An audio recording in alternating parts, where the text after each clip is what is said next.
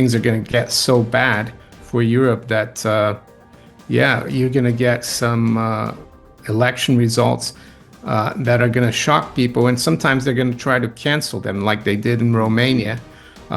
We've got the German general election in February. And let's say the alternative for Deutschland, if that party wins, they could do the same thing they did in Romania, cancel the election. So there's a lot of trouble ahead, I think, for Europe. I guess the only one of the things we got going for us is that we're like a amusement park. We've got a history museum almost everywhere. You're watching Capital Cosm. My guest today is Mario Innecco. Mario, thank you so much for coming on the show, my friend. You're welcome, and thanks for having me. Yeah, it's a pleasure. One of my fans actually suggested you come on the show, Mario, and I just recently discovered your channel, Innecco 64. So I thought, man, I really got to get Mario on the show. So thank you so much for coming on. For people who may not know who you are, though, Mario, if you could kind of introduce yourself, tell us about your origin story, what got you into finance, gold, silver, etc. Well, after university, I got a job at a small private bank in Geneva, Switzerland. I had a degree in economics and international relations, and I worked there till 1992, and then I came to work in London, in the city of London, and I worked as a futures and options broker in the government bond market for like 20 years. Gold and silver was something more personal. I started looking and buying gold, looking at gold and buying it in 2002. I was still working in the city. It wasn't what I did for clients, but I kept a very close eye on it. And once once you buy gold, at least for me, you want to look into it. And I realized that it had been money for thousands of years.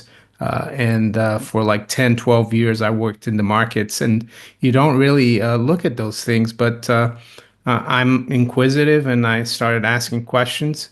And the channel here is 9 years old, and I thought I'd talk to the public as I used to speak to my institutional clients in the financial markets, but also trying to explain to them what was going on, not just about the stock market, but about interest rates, bonds, currencies, because the mainstream media never covers those things. So that's my background. And when I started the channel, I never thought I'd be here where I am today with 120,000 subscribers. But you just have to keep going, and that's what I've done.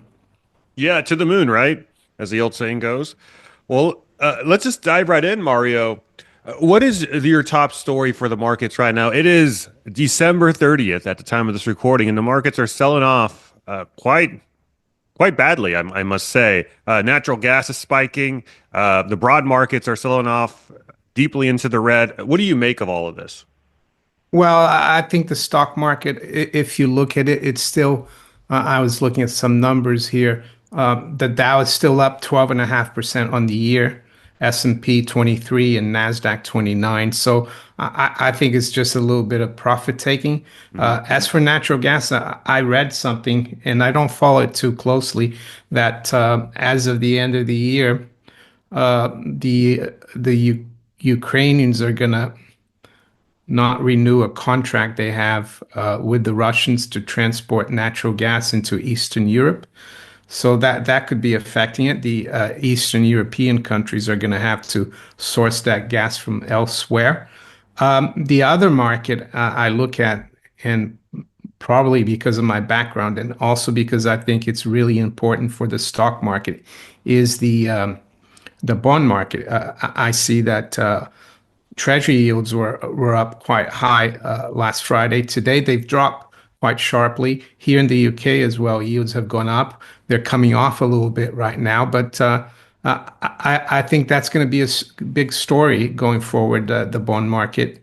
And the stock market, as I said, yeah, it has been, especially the NASDAQ has been going up and up and up, despite the fact that the Fed only started cutting rates in September. But I think all the deficit spending that we're seeing by the U.S. government is helped keep things like a goose stop. Also, the Bank of Japan, they were supposed to tighten more and they haven't, and that has helped liquidity in the U.S. market because we've noticed the yen has gone down in value, and that helps the yen carry trade as well.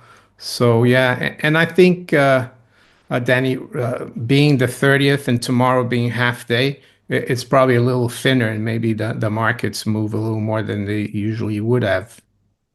Gotcha. You mentioned one of your top stories right now was what was going on in the bond market. Can you expand on that? Why is it so important? Well, the bond market, treasury market is at the base of the whole financial system. It's the supposedly risk-free rate of return. I would say for us, I'm not sure if you are into gold, but I would say gold is really the ultimate risk-free asset. But for the general public and for the mainstream financial press and analysts, treasuries are important. And if the US government has to pay more to borrow, like from 5 years to 30 years, corporations are going to have to pay more. The public, individuals are going to have to pay more in their mortgages. And also, it's a rate that's used to discount future earnings and therefore affects the price of stocks. So that's why it's so important.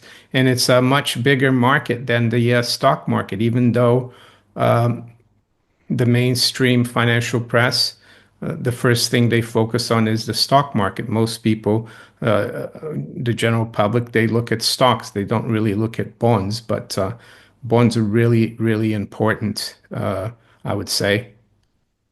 And the yields are crashing down now after spiking last week. Yeah, earlier this morning, because like treasuries trade almost Mhm. 24/7, they were actually unchanged. They were up a little bit. I went out most of the morning. I came back in the afternoon, and I've seen that they've come off a bit.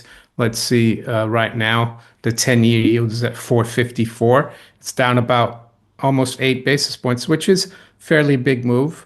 The high, though, overnight was 463. So yeah, we could see some kind of correction, i.e., we could see yields come off a bit and the prices go up. But medium to longer term, I think it's going to be hard for the government to because ever since Powell and the Fed started cutting rates on September 18th, they've cut a total of 1%, and the I remember the 10-year yield was at 3.6.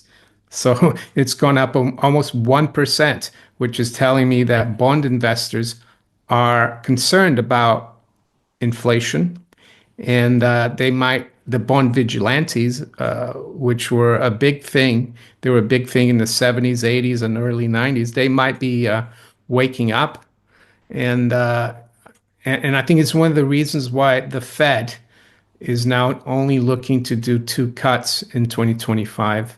And if you remember, maybe 6 weeks ago in their penultimate FOMC meeting, they said they're going to do four, and I think even the market now is like discounting maybe just over one cut next year. But everything could change. I think the central banks, they will throw everything at it, and by that I mean they'll cut rates, try to do QE if some kind of problem arises, be it in the markets, in the financial sector, or geopolitical. Interesting. Now, I want to take it back to the broad market for a second. Over the weekend, we had a tweet or post from Donald Trump from his Truth Social account. He likened the current market state to that of 1929.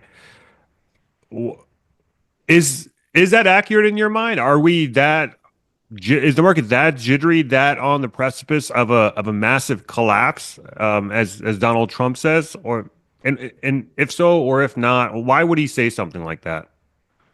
Well, I mean, I don't know why he would say that. Maybe he's covering um, his back. Maybe he's saying, look, if the market does collapse, it's not really my fault. It's the previous administration and the Fed. They've goosed up the stock market. And I would agree with him, but uh, when he was in charge the first 4 years, he wanted the Fed to cut even more aggressively. He wanted zero rates. So I don't know. I mean, it's really different than it was in 1929. 1929, we had a dollar that was as good as gold, even though the Fed, New York Fed, was loosening policy to help actually the British pound stay stay in the gold standard and keep the pound strong because it was the reserve currency, and that kind of goosed up not just the stock market but also Florida real estate. And people didn't really think at the time, except for a few people, like I think Joe Kennedy and others, they got out, but everyone was involved. And it was a big surprise when things turned. And I think it's a little bit the same now. The public, they think everything is great. And I would add that cryptos and Bitcoin into that. There's a lot of euphoria. So he could be right. We could see some kind of correction. I'm not sure if we're going to see the kind of crash we saw in 1929. I think it was about 13% the first move, and then the market only bottomed in 1932. Yeah, so maybe he's just covering his back. He knows something might happen. Who knows? But I think a lot of the euphoria we saw as well in the last couple of months has been after he won the election. And I think maybe Wall Street and investors got ahead of themselves, seeing that he might bring in a lot of deregulation and which is good. But I also saw over the weekend, and I don't follow it too closely, like the politics, that there's a bit of division within the Trump camp now to do with immigration and the H-1B visa. So maybe that also doesn't help. The fact that yeah, the administration and also the MAGA camp are are at odds about that. What do you expect from his second term in 2025 and beyond? Well, I expect more of the same. If the system holds, we're going to see continued accommodation monetarily. We're going to see continued spending by Uncle Sam. I don't think Elon Musk and the other fellow are going to be able to control government spending. I think they tried it in the 80s. I saw Steve Hanke speaking the other day that he worked in the Reagan administration. Had something called the Grace Committee to drive efficiency and cut the size of government, and it doesn't work.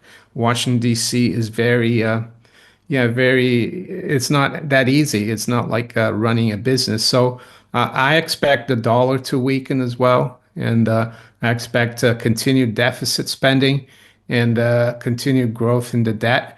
I think maybe the general public, the bottom 90%, will be a bit better off. I think Trump will deregulate. He will allow energy extraction, and that could help the price for energy to come down.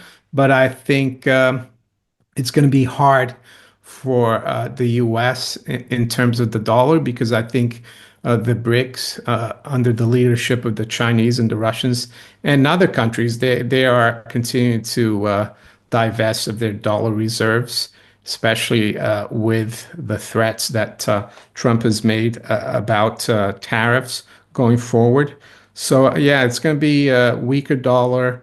The economy will do well nominally, but in real terms, I still think people who hold fiat dollars or Federal Reserve notes, they're going to be losing out in terms of purchasing power, and that's why I keep going back to talking about gold and silver and hard assets in general. And yeah, I'm much more convinced that they're about to outperform like the general stock market because they're totally undersold and unloved, excuse me.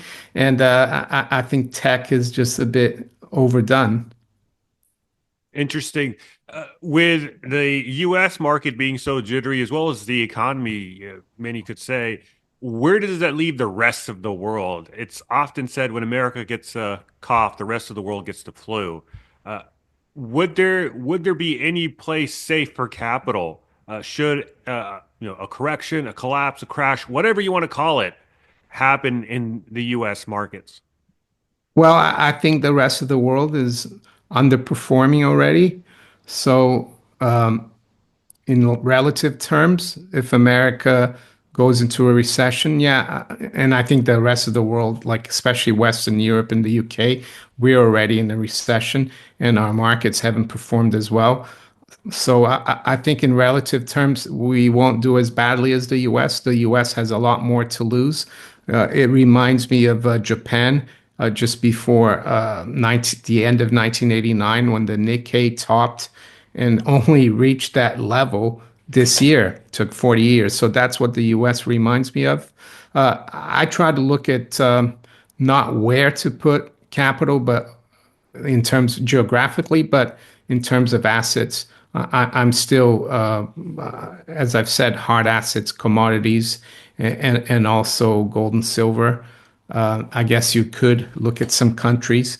It's getting harder and harder to invest because, for example, Russia is the biggest has the biggest commodity reserves, but we can't really invest there now. And the world's getting so geopolitically fractured. Globalization is like falling apart. So I'd stick to like Canada, maybe some South American countries, and the mining sector and commodities like soft commodities, hard assets. And maybe Europe will outperform, even though Europe is looking really bad. Who knows? We are ahead in our kind of meltdown. But yeah, I wouldn't look to geographically too much, but diversifying as well is important if you're going to invest in the stock market, I would say. Yeah, Mari, you mentioned Canada, but what if Canada becomes a U.S. state? What happens then? Yeah, I'm not sure if it's going to be 10 extra states because you have provinces, but I don't know. Are you in Canada? No, I'm in the United States. Oh, all right, but yeah, if it becomes another state, I guess yeah, it would just increase the amount of uh, hard assets and commodities that the U.S. has. But I think I think Trump might have just been joking about that, but you never know. It could be something, and you could go after Greenland as well. What do you see as the strategy there? What's your view on those statements between Canada and buying Greenland, et cetera? I don't know if it's just like a joke or if he's serious about it. I haven't really looked deeply into it. I hadn't thought about that. But it would make sense, I guess, for Canada. Do they really have, I guess some older Canadians have an attachment to King Charles and the royal family here. He's still the head of state there, but it doesn't really, in my opinion, in this day and age, make sense. Uh, so why not? I mean, they would have to ask the Canadian people, though, if they want to leave the monarchy or drop the monarchy and go into as a state into the U.S. Greenland, I don't think that's going to happen. I saw that Denmark offered to buy the U.S. as a joke.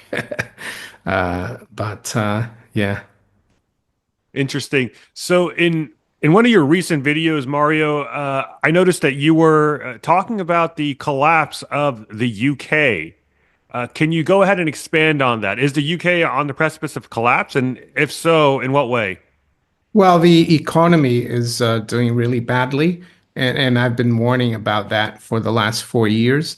And now with the new government that we have, they've really accelerated it because they brought in socialist policies that really don't help. And I'm not saying that the previous conservative governments that we've had since 2010 were any better, but they've really gone out of their way to punish the private sector in the last budget that was published. Well, it was given out by the chancellor on October 30th. So they're focusing on like giving a lot of resources to the public sector and at the expense of the private sector. And they've passed many rules and regulations and taxation that is hurting employment, is hurting companies to employ more people. So they've done all the wrong things, thinking that it would produce growth, but it hasn't. The last 2 months, we've seen negative GDP. And we have a lot of debt as well, even though we haven't been spending as much as the US because we don't have the major reserve currency. But I think it will get worse. And with bond yields, in my opinion, looking to go higher, I think, yeah, it will be how can I say, the payback for the bailout of '08, because every country in the world, especially in the West, we kicked the can down the road with the '08 crisis. We bailed everyone out and printed trillions of dollars and pounds. And now it's coming home to roost. And it doesn't mean it's a bad thing. It's just going to be really tough. And I think yeah, this current government, and they get 5 years, they're going to be, they could be out the door even before that if there's some crisis and confidence in this government collapses. Our parliamentary system here could mean that we could have elections even before 2029. But I think it's not a bad thing. It's a good thing because on the other side of the crisis, things will get better. It's like a forest that's getting really old and rotten. It's good when things burn and the forest burns, you can start again. And that's how I see it. It's not that I'm negative, it's just that I'm realistic. And the numbers don't lie. Huge debt, huge deficits, and interest rates going up, and socialist policies instead of freeing the private sector, they're crushing it. Could we ever get to the point where the individual states within the UK want to branch off, i.e., become their own independent states, i.e., the unalignment of the United Kingdom itself? Well, it's a bit different in the UK. I mean, they have different countries like Scotland, Wales, Northern Ireland. They have their own parliaments. And even before, and the problem is, Danny, they are even more socialist than, let's say, the whole of the UK and Oh, England wow. itself. Yeah. So, and we don't have states like in the US, we have counties, but everything here is very much centralized. So, we don't have the choice of moving from California to Florida or Texas, as the Americans do. So we did have the choice of moving to any country in Europe, but that was taken away with the Brexit vote. Not that Europe is any better. So yeah, I actually my view is that you hold tight, and because uh, better the devil you know. Even though a lot of rich people here in the UK are moving away, they're going to places like Dubai and other tax havens, but not everyone can do that, of course. But you do get a brain drain from the top 1%, though, from what you've alluded to there. Interesting. I remember hearing a speech from Keir Starmer a few weeks back where he said that Brexit was essentially an experiment in immigration. When he said we had never tried this before, and that was one of the intents behind Brexit. It may seem counterintuitive because Brexit was always kind of like this, rah-rah nationalism type of idea out there to leave the Union and make the UK its own, independent in its own sovereignty and its own decision-making processes. But what really has been the legacy of Brexit so far in the UK? Well, I think people blame a lot of things for Brexit that is happening now. But if you look at the European Union and countries like Germany and others, they're doing just as bad. So I'm not one to blame Brexit for everything. I think what he was talking about is that a lot of the reason for Brexit was that people here wanted laws made in Westminster and not in Brussels. That was the main reason, and also controlling maybe immigration from the European Union. But what the conservatives did after Brexit is that they implemented another immigration policy that increased immigration even more, not from Europe, but from all over the world. And I think that's what he meant. Mm. And yeah, so maybe that was kind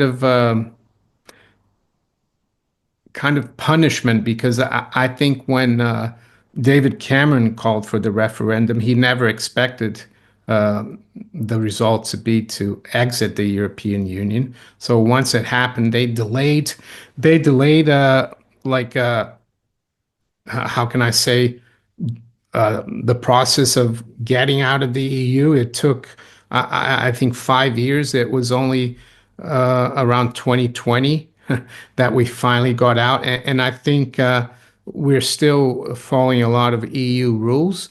So it's been a really botched job. Hasn't really improved anything. And it's just made things more difficult in terms of traveling for people in the UK. I mean, I have an Italian passport, so it's an EU passport. But my wife, for example, she's British, and we went to Switzerland just last week, and she had to go through passport control and wait a lot longer than I did, and had her passport stamped, even though Switzerland is not part of the EU. But when we come back, uh, I didn't have a problem. They don't stamp my passport, so I think they haven't really. The UK hasn't really left what's left legally, but de facto we're pretty much doing what the Europeans are doing still, the European Union. Gotcha. How can the UK and Europe, how can they really compete in a world with BRICS and the United States where, aside from, I believe, Norway and, you guys as well, you have an oil industry as well up there in the UK, but isn't Europe very collateral starved? When it comes to commodities, when it comes to resources. So how can they compete in that kind of environment as we head towards resource scarcity, so to speak? Yeah, I mean the problem with the EU and is that it's too bureaucratic. There's too many rules and regulations. There's this mentality of welfare state. Uh, yeah, and government is too big. It's the same here in the UK, and our oil sector is really not what it used to be anymore. And we have a government that's determined to stop exploration of oil, gas because of this crazy net zero agenda. So, unfortunately, Danny, I think we're gonna have to do things the hard way. Things are gonna get so bad for Europe that yeah, you're going to get some election results that are going to shock people, and sometimes they're going to try to cancel them, like they did in Hmm. Romania. We've got the German general election in February, and let's say the alternative for Deutschland, if that party wins, they could do the same thing they did in Romania, cancel the election. So there's a lot of trouble ahead, I think for Europe. I guess the only one of the things we got going for us is that we're like a amusement park. We've got a history museum almost everywhere.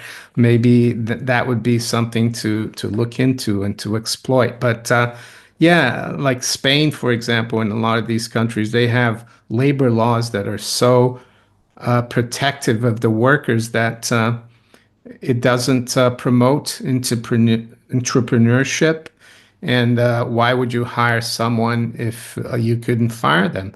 And that's the whole problem with the EU. And yes, we don't have commodities, but it doesn't mean we can't compete.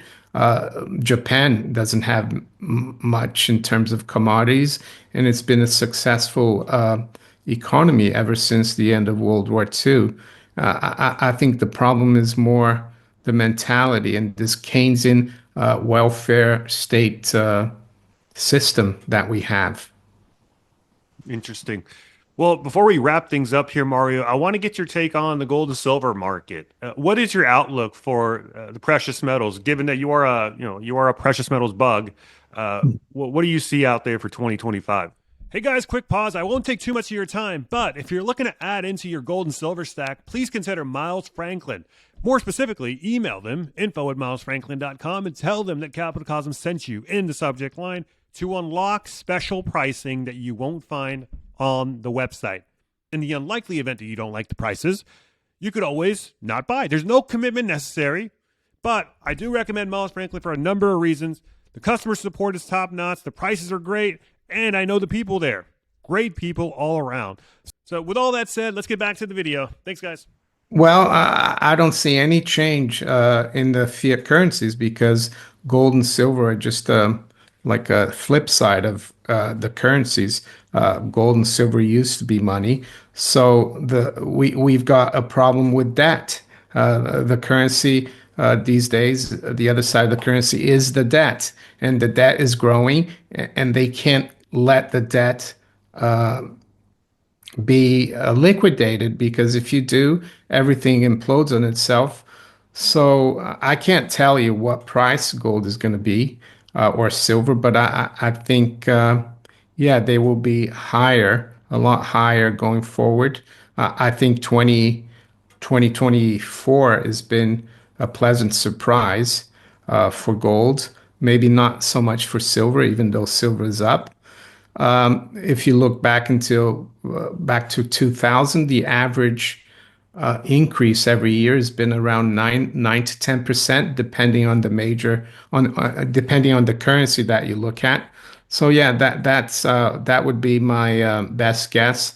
Maybe a 9 to 10% increase in gold, and I think silver will outperform this year gold. So maybe 20, 30%, I would say. Interesting. So, you think we could see 2 consecutive years of precious metals growth? Yeah, I mean, that's if you look at the data, there's been only maybe 3 or 4 years since the year 2000 where gold was down on the year. So I don't see why we couldn't have another up year, even though it might be a little less than this year. Interesting. Well, is there a signal being sent by a rising gold price? I.e., in 2020, we saw gold rise before the CPI did, right? The gold price surge was essentially a foreboding effect of the coming inflation. Is it the same time this time around, or is it different given that central banks are the ones moving the price, at least by way of gold, not silver? Yeah, I mean, the central banks that are moving the price are non-Western central banks. So I think that's a symptom of the de-dollarization, and I think that also is going to continue. And I think it's pointing to another leg up in the general commodity prices, because if you look at the major commodities outside gold and silver, they haven't had such a good year as gold. And yes, I think we're going to have a second wave of higher prices, or what some people call inflation, going forward. Interesting. Is what would be the driver of this inflation though? Would it be on the supply side? Would it be on the demand side, or a mixture of both? I think we're already seeing a driver from fiscal policy in the U.S. The deficit in the last fiscal year was almost 7%, which is crazy when you think that the economy was not in a recession. And you've seen China recently also, they're trying to accelerate not just their monetary policy, but their fiscal policy. So that all those two things are going to drive it. And yeah, I think if we do have some kind of trouble in the markets and the economy in the next few months, the central banks are going to step up and start cutting even more aggressively, and also maybe even restart QE, or money printing. Any specific commodity markets that you see outperforming the rest? Not not really. I mean, maybe oil, because there's still a lot of geopolitical troubles, but I don't really.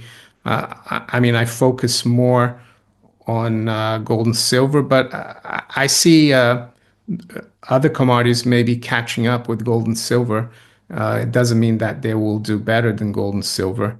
So that's yeah, that's the way I see it. Interesting. What is your game plan for 2025, broadly speaking? For me personally, like, Hmm. yeah, I mean, just to try to keep patient, uh, yeah, and keep stacking gold and silver, maybe, and also add on to miners. I do have some gold and silver miners, and I think they're going to do really well, even though the last 2 months haven't been very good. I think their time will come. Yeah, and they're heavily undervalued versus let's say the S&P. So that's my game plan. Yeah. How much longer do you think though? Because we have a lot of patient investors that watch, my channel and your channel that have been in these miners for quite some time. And I get these comments every now and then that, I've been sitting in these miners because they've been undervalued for X number of years, but they've never had their time in the sun, even while gold's seen a massive Hmm. jolt in price. How long is too long? Well, I guess if you're not patient, then forget it. Hmm. But I am, and the amount of miners that I have percentage wise to my holdings is, it's not tiny, but it's not something that makes me lose sleep over it. That's the other thing. You need to first pay off your debts, and then save, and then be able to sit through these painful periods. Because I think even though it's been frustrating, there will come a day when things are going to change. I mean, back in the 70s, most people think gold and silver just went up, and it was great. But from 1975 to like 1978, 79, silver went sideways. It was only in the last 18 months of that decade that silver exploded from $7 to $50. And I bet a lot of people that had been in silver since the early 70s, by 76, 77, they probably abandoned silver because they were losing patience. And that was a big mistake. So that's what I would say. Well, fascinating interview here, Mario. Anything else you want to talk about before you that we didn't get to that you want to say before we wrap up? Yeah, one of the things I tell my viewers is that yes, follow what's going on in the world, politically and geopolitically, but try to focus on, yeah, not letting that bother you and just focus on what you need to do to keep you and your family yeah, sovereign and self-sufficient and not dependent on governments, be them anywhere in the world.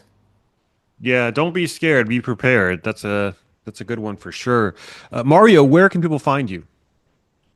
Yes, on YouTube is at Maneco64, Maneco 64, and on Twitter or X is at Maneco1964.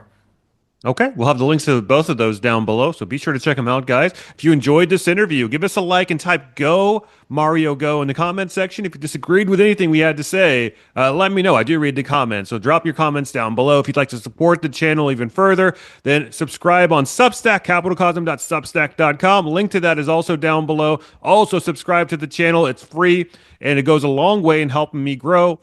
And then finally, I'd like to thank you guys for watching. Mario, thank you for coming on, and I'll catch you guys next time. Bye, y'all.